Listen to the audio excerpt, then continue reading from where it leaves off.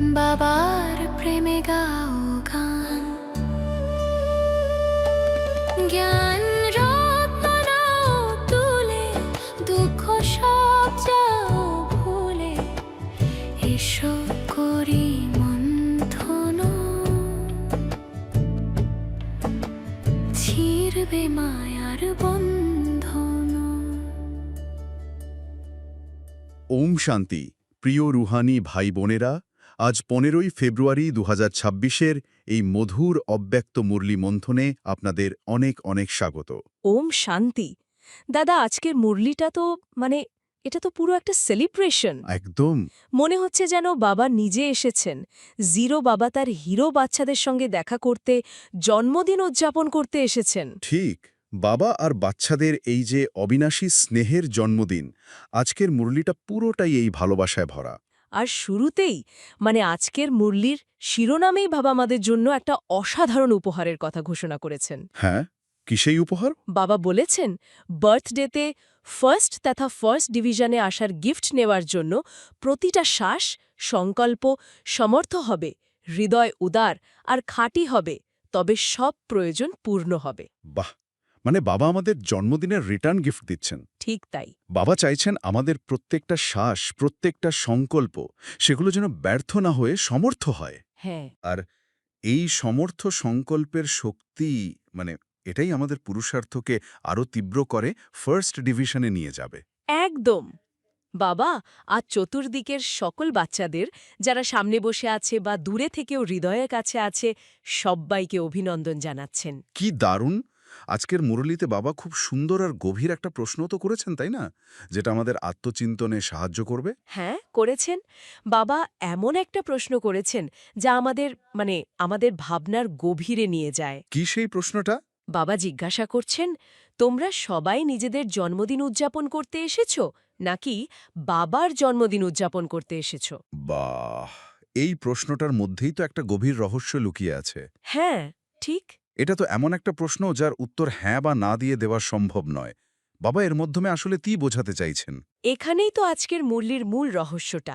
বাবা খুব স্পষ্ট করে দিচ্ছেন যে এটা শুধু তার বা আমাদের জন্মদিন নয়, এটা তাহলে কি? এটা হলো বাবা আর বাচ্চাদের মধ্যেকার অবিনাশী স্নেহের জন্মদিন। অবিনাশী স্নেহের জন্মদিন। হ্যাঁ, আদি থেকে অন্ত পর্যন্ত বাবা আর আমরা সঙ্গে আছি আর সঙ্গেই থাকব। এই সম্পর্কটা অটুট, তাই এটা আমাদের সম্মিলিত জন্মদিন। অর্থাৎ এখানে আমি বা আমার পরিচয়ের ঊর্ধ্বে উঠে একটা বৃহত্তর সম্পর্কের ধারণাকে বাবা প্রতিষ্ঠা করছেন। একদম। আর এই সূত্র ধরেই বাবা ভক্ত আর আমাদের জ্ঞানী বাচ্চাদের উদযাপনের মধ্যে একটা খুব সুন্দর পার্থক্য বুঝিয়েছেন। ও, সেটা কি রকম? বাবা বলেছেন, ভক্তরা শিবরাত্রি পালন করতে রাত জাগে, উপোস করে, তারা কঠোর সাধনার মাধ্যমে ঈশ্বরকে পাওয়ার চেষ্টা করে। চেষ্টার পথ। কিন্তু বাবা বলছেন তার জ্ঞানী বাচ্চারা আমরা ব্রাহ্মণেরা ভোরবেলা, যাকে অমৃতবেলা বলা হয়, হ্যাঁ, অমৃতবেলা। সেই সময়ে বাবার থেকে ভালোবাসার আর জ্ঞানের বরদানের ঝুলি ভরে নিই। এখানে পরিশ্রম বা কষ্টের চেয়ে গ্রহণ করার আনন্দটাই বেশি। তার মানে একটা হলো চেষ্টার পথ, আরেকটা ভালোবাসার অধিকারের পথ। ঠিক তাই। বাবা বলেছেন অমৃতবেলাতেই তিনি প্রত্যেক বাচ্চাকে বরদানে ভরপুর করে দেন। কিন্তু এই বরদান বা জ্ঞান লাভ করার পরও তো জীবনে অনেক বাধা আসে। আমাদের দুর্বলতাগুলো, সেগুলো তো থেকেই যায়। হ্যাঁ, আর এখানেই আজকের মুরলির সবচেয়ে বাস্তবসম্মত আর গুরুত্বপূর্ণ অংশটা আসছে। আচ্ছা। বাবা আমাদের পুরুষার্থ বা আধ্যাত্মিক প্রচেষ্টার গতি নিয়ে সাবধান করেছেন। তিনি খুব মজার ছলে বলেছেন যে কিছু বাচ্চা মায়াকে শুধু আসতেই দেয় না, তাকে খাতির করে বসায়। হ্যাঁ, তাকে চা জলও খাওয়ায়। এই মায়া বলতে বাবা ঠিক কি বোঝাচ্ছেন? এটা কি কোনো ব্যক্তি? না না, মায়া হলো একটা আধ্যাত্মিক ধারণা। আমাদের ভেতরের যে প্রধান 5টা বিকার বা দুর্বলতা আছে, কাম, ক্রোধ, লোভ, মোহ আর অহংকার। ও আচ্ছা। বাবা বলছেন আমরা অনেক সময় এই দুর্বলতাগুলোকে প্রশ্রয় দিই। আমরা ভাবি এখনো তো অনেক সময় বাকি আছে, শেষ মুহূর্তে ঠিক হয়ে যাব, এই রকম একটা মনোভাব। একদম। টু লেটের বোর্ড তো এখনো লাগেনি। এই ঢিলেঢালা মনোভাবটাই মায়াকে শক্তিশালী করে তোলে। আরেকবার মায়া শক্তিশালী হয়ে গেলে তাকে তাড়াতে আমাদের অনেক শক্তি আর সময় নষ্ট হয়। ঠিক, যে সময়টা আমরা বিশ্বসেবার মতো ভালো কাজে লাগাতে পারতাম। এটা তো জীবনের সব ক্ষেত্রেই সত্যি। যে কোনো বাজে অভ্যাসকে আমরা প্রথমে পাত্তা দিই না, আর তারপর সেটাই আমাদের ওপর শাসন করতে শুরু করে। হুম। তাহলে এই মায়াকে আপ্যায়ন করার প্রবণতা থেকে বেরোনোর উপায় কি? বাবা কি কোনো সমাধান দিয়েছেন? এখানেই তো বাবা এক অবিশ্বাস্য প্রস্তাব বা উপহার দিয়েছেন, যা আজকের মূল্যের সবচেয়ে বড় আকর্ষণ। তাই নাকি? হ্যাঁ, একে আমরা 10% গ্রেস মার্কসের নিয়ম বলতে পারি। বাবা বলছেন তিনি তার বাচ্চাদের কঠোর পরিশ্রম করতে দেখতে চান না। কারণ যেখানে ভালোবাসা থাকে সেখানে পরিশ্রম শেষ হয়ে যায়। একদম। 10% গ্রেস মার্কসের নিয়ম, এটা তো খুব আকর্ষণীয় শোনাচ্ছে। বিষয়টা ঠিক কি? বাবা আমাদের একটা গোল্ডেন চান্স দিচ্ছেন। তিনি বলছেন যদি আমরা আজ থেকে শেষ দিন পর্যন্ত 90% তীব্র আধ্যাত্মিক প্রচেষ্টা বজায় রাখি। 90%? হ্যাঁ, মানে সমস্ত ব্যর্থ আর নেতিবাচক সংকল্পকে যদি আমরা সমাপ্ত করে দিই, তাহলে বাকি 10%? বাবা নিজে যোগ করে দেবেন? হ্যাঁ, বাবা নিজে যোগ করে আমাদের 100% করে দেবেন। এটা তো অসাধারণ এক ধারণা। ভাবা যায়? অনেকটা এরকম যে কোনো ছাত্র যদি 90 পেয়ে যায়, তখন শিক্ষক ভালোবেসে তাকে গ্রেস মার্কস দিয়ে 100 করে দেন। ঠিক। কিন্তু এই 90% তীব্র প্রচেষ্টা করাটাও তো সহজ নয়। ব্যর্থ চিন্তাগুলোকে শেষ করা তো প্রায় অসম্ভব মনে হয়। ঠিক। আর বাবা সেই মানসিক শক্তি অর্জনের উপায়ও বলে দিয়েছেন। কি সেই উপায়? তিনি বলছেন এর চাবিকাঠি হল শুধু একটি শব্দের পরিবর্তন। একটি শব্দ? হ্যাঁ, আমার থেকে তোমার। আমার থেকে তোমার? বাবা বলছেন যখন আমরা মন থেকে বলি আমার বাবা, তখন বাকি সমস্ত আমার, মানে জাগতিক সীমাবদ্ধতা, যেমন আমার শরীর, আমার স্বভাব, আমার পদ, আমার অপমান, এই সব অহংকারের বোঝা সব শেষ হয়ে যায়। একদম সব শেষ হয়ে যায়। তার মানে এই অহংকার বা ওনারশিপের ধারণাটাই আমাদের দুর্বল করে রাখে। ঠিক। যখন আমরা সব ঈশ্বরের ওপর ছেড়ে দিই বা তোমার বলে সমর্পণ করি, তখন পরিশ্রমের অনুভূতিটা আর থাকে না। এটা এক ধরনের মানসিক মুক্তি, তাই না? একদম। বাবা বলছেন আমার শব্দটা হলো পরিশ্রমের উৎস, আর তোমার শব্দটা হলো ভালোবাসার প্রকাশ। এই এক শব্দের পরিবর্তনেই সব পরিশ্রম শেষ হয়ে যায়। আর তীব্র পুরুষার্থ করা সহজ হয়ে যায়। হ্যাঁ, বাবা তো মনে করিয়ে দিচ্ছেন আমরা সাধারণ আত্মা নই, আমরা 3 সিংহাসনের অধিকারী। আত্মিক স্থিতি, সেবার সিংহাসন। আর সবথেকে শ্রেষ্ঠ হল বাপ দাদার হৃদয় সিংহাসন। যখন আমরা এই উচ্চ আত্মসম্মানে থাকি, তখন 90% প্রচেষ্টা করা আর কঠিন মনে হয় না। তাহলে এই গ্রেস মার্কসের প্রস্তাবটা আসলে দুর্বলদের কোনো ছাড় নয়, না না, বরং যারা সাহসী হয়ে 90% পর্যন্ত পৌঁছানোর চেষ্টা করছে তাদের জন্য এটা একটা ঐশ্বরিক সহায়তা। বাবা কি চান যে সবাই এই সুযোগটা নিক? অবশ্যই। বাবা বারবার বলছেন এখন চলার সময় শেষ, ওড়ার সময় শুরু হয়েছে। বাহ! তিনি চান তার প্রত্যেক বাচ্চা যেন প্রথম জন্মেই তার সাথে নতুন রাজ্যে আসে। বাবা বলছেন টু লেটের বোর্ড এখনও লাগেনি। সুযোগটা সবার জন্য খোলা। হ্যাঁ, যদি শেষের আত্মাও দ্রুত পুরুষার্থ করে, তবে সে লাস্ট সো ফাস্ট হয়ে ফার্স্ট ডিভিশনে আসতে পারে। শর্ত শুধু একটাই, তীব্র প্রচেষ্টা। আর এই প্রচেষ্টার মূল মন্ত্র হল প্রতিটি শ্বাস আর প্রতিটি সংকল্পকে সমর্থ বা শক্তিশালী বানানো। ঠিক তাই। বাবা আমাদের দুর্বল বাচ্চা হিসেবে দেখেন না, তিনি আমাদের শক্তিশালী বাচ্চা হিসেবে দেখেন। তাই তিনি চান আমরা এই গোল্ডেন চান্সটা স্বীকার করি। আজকের মুরলির শেষে বাপদাদা তার সমস্ত বাচ্চাদের জন্য অনেক স্নেহ আর শুভেচ্ছা পাঠিয়েছেন। হ্যাঁ, যাই ভালোবাসার সম্পর্ককে আরও গভীর করে তোলে। আমি তাহলে সেই স্নেহ সুমনটা একটু পড়ে শোনাই। হ্যাঁ, নিশ্চয়ই। চতুর্দিকের তীব্র পুরুষার্থী বাচ্চাদের বাপদাদা যে গিফট দিয়েছেন, সেই গিফট যারা স্বীকার করে এবং যে বাচ্চারা সংকল্প দ্বারা বাপদাদাকে গিফট দিয়েছে সেই সংকল্পকে সদা দৃঢ় করে, চতুর্দিকের দৃঢ় পুরুষার্থী প্রতিজ্ঞা করে, প্রত্যক্ষ করায়, এমন সব বাচ্চাদের বাপদাদার হৃদয়ের অনেক অনেক স্নেহাদর এবং হৃদয় স্মরণ স্নেহ স্বীকৃত হোক, এবং সব বাচ্চাকে বারবার কল্যাণকারী শুভেচ্ছা, শুভেচ্ছা, শুভেচ্ছা। বাবার এই স্নেহাদর পেয়ে মনে হচ্ছে আমরা সত্যিই বাবার হৃদয় সিংহাসনে বসে আছি। বাবার এই গিফট আর আশীর্বাদ নিয়েই চরুণ ধারণার দিকে এগোই। তবে যাওয়ার আগে একটা প্রশ্ন রেখে যাচ্ছি। বাবা যেমন 90% প্রচেষ্টার সাথে 10% ঐশ্বরিক সাহায্য যোগ করার কথা বলেছেন, আমরা কি আমাদের দৈনন্দিন জীবনে নিজেদের পুরুষার্থের হিসেব রাখি? এটা তো ভাবার মতো বিষয়। মানে আমরা কি বুঝতে পারি আমাদের ঠিক কতটা বাবার সাহায্যের প্রয়োজন? এই ভাবনাটা হয়তো আমাদের নিজেদের সীমাবদ্ধতা আর সম্ভাবনা দুটোকেই নতুনভাবে চিনতে সাহায্য করবে। আমার তো মনে হয় আজকের মুরলির বাকি সমস্ত জ্ঞান একদিকে আর এই বরদানটা আর একদিকে। তাই হ্যাঁ, কারণ এটাই সেই ব্যবহারিক চাবিকাঠি যা আমাদের জীবনযাত্রাকে একেবারে বদলে দিতে পারে। বাবা আজ আমাদের এক অসাধারণ স্থিতি ধারণ করতে বলেছেন। তাহলে আর দেরি কেন, চলুন সরাসরি সেই বরদানের গভীরে প্রবেশ করা যাক। অবশ্যই। বাবা আজ বরদানে বলছেন, আতিথিভাবের বৃত্তি দ্বারা প্রবৃত্তিকে শ্রেষ্ঠ, স্টেজকে উঁচু মহান বানিয়ে সদা উপরম্ভব। আতিথিভাব মানে গেস্ট কনসিয়াসনেস। হ্যাঁ, বাবা আজ অতিথি বা গেস্ট হওয়ার কথা বলেছেন। এটা একটা বিরাট বড় স্থিতি। সাধারণ কথা নয় এটা। একদমই নয়। আমরা তো এই পৃথিবীতে এসে সবকিছুকে আমার আমার বলে আঁকড়ে ধরি। আমার শরীর, আমার পরিবার, আমার সাফল্য। আমার ব্যর্থতা, সবকিছু। আর বাবা বলছেন এই সবকিছু থেকে নিজেকে আলাদা করে অতিথি হিসেবে দেখতে। ঠিক এখানেই তো আসল রহস্যটা লুকিয়ে আছে।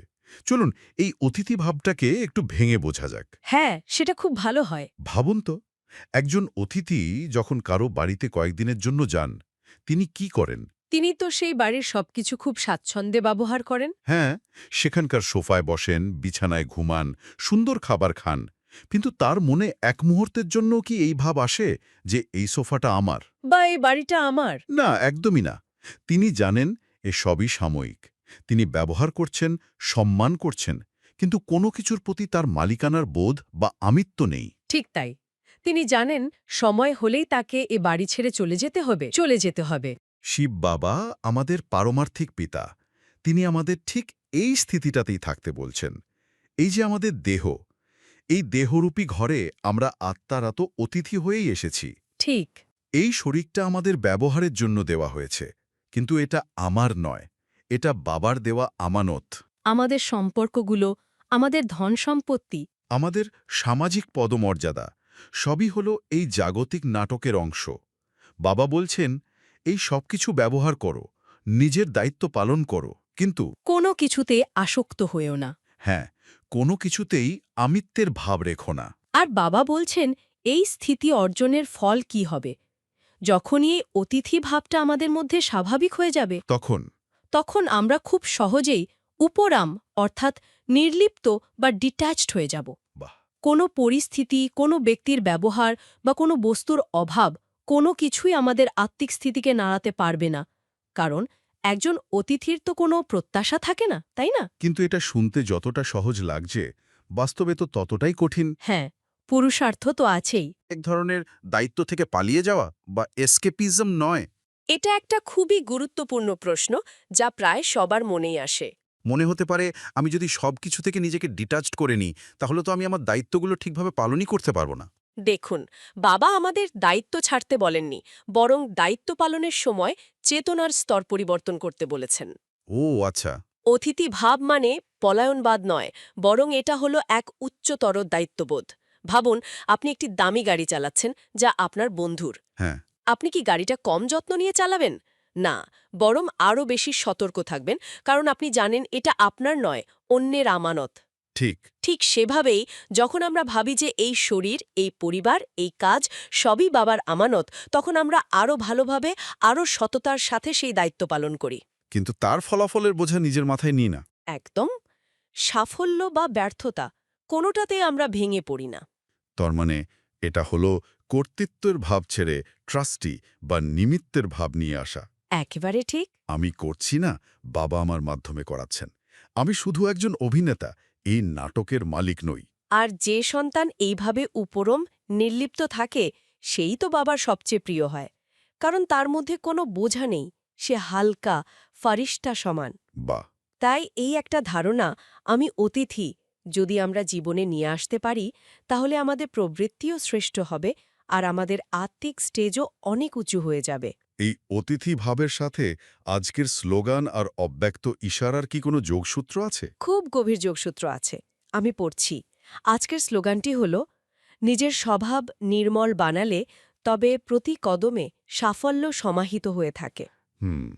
আর এরপর বাবা অব্যক্ত ইশারা অর্থাৎ এক গভীর সংকেত দিয়েছেন একতা আর বিশ্বাসের বিশেষত্বের দ্বারা সফলতা সম্পন্ন ভব। দেখুন বাবা কি সুন্দরভাবে বিষয়গুলোকে জুড়ে দিচ্ছেন, তাই না? ঠিক দিই। একদিকে ব্যক্তিগত স্তরে অতিথি ভাবের মাধ্যমে নিজের স্বভাবকে নির্মল করার কথা বলছেন, কারণ যখনই আমার মধ্যে আমিত্ব থাকবে না তখনই আমার স্বভাব স্বাভাবিকভাবেই নির্মল আর হালকা হয়ে যাবে। আর যখন অনেকের স্বভাব নির্মল হয় তখনই সমষ্টিগত স্তরে বাবার বলা সেই একতা আনা সম্ভব হয়। ঠিক তাই, যতক্ষণ আমাদের মধ্যে আমার মতো, আমার ভাবনা, এই আমিত্ব থাকবে ততক্ষণ একতা আসা অসম্ভব। অসম্ভব। বাবা আসলে এখন আমাদের থেকে কি চাইছেন সেটাই অব্যক্ত ইশারায় খুব স্পষ্ট।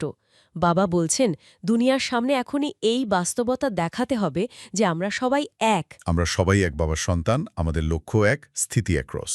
এবং বাবা খুব নির্দিষ্ট করে উদাহরণও দিয়েছেন, তিনি কোনো ভেদাভেদ করছেন না। তাই হ্যাঁ, উৎস থেকে যদি বলি, বাবা বলছেন বড় হও বা ছোট হও, সুস্থ হও বা অসুস্থ, মহারথী হও বা ঘোড়াসোয়ার, সবাই একমত হয়ে সহযোগী হও, তবে সহজে সফলতা মূর্ত হয়ে যাবে। এই লাইনটা খুব গুরুত্বপূর্ণ। এখানে মহারথী বলতে বোঝানো হচ্ছে যারা এই পথে অনেক অভিজ্ঞ বা আত্মিকভাবে শক্তিশালী, আর ঘোড়সবার মানে যারা তুলনামূলকভাবে নতুন।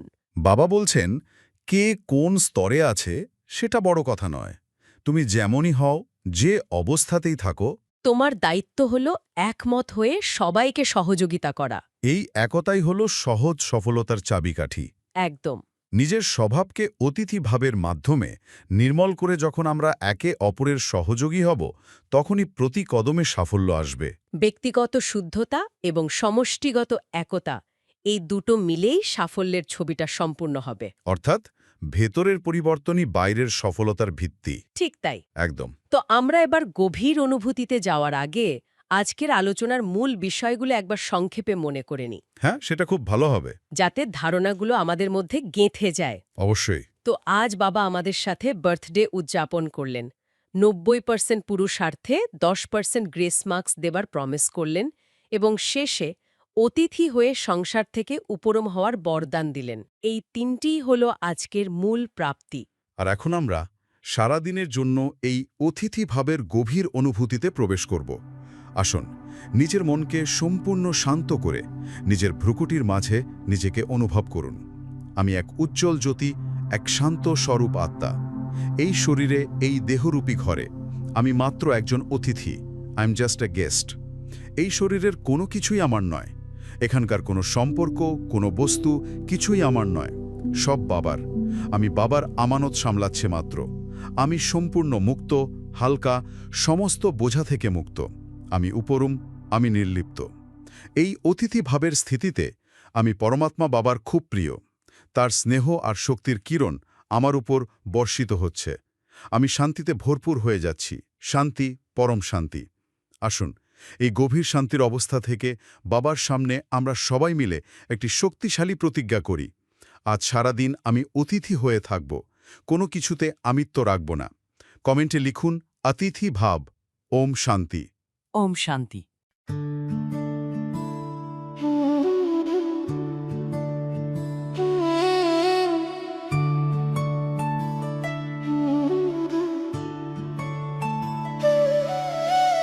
মধুবনে বাজে বাঁশি, বাবা তোমায় ভালোবাসি। মুরলি শুনে জুড়ায় প্রাণ, বাবার প্রেমে গাও গান। জ্ঞান রত্ন নাও তুলে, দুঃখ সব যাও ভুলে, এসো করি মন্থন। ছিড়বে মায়ার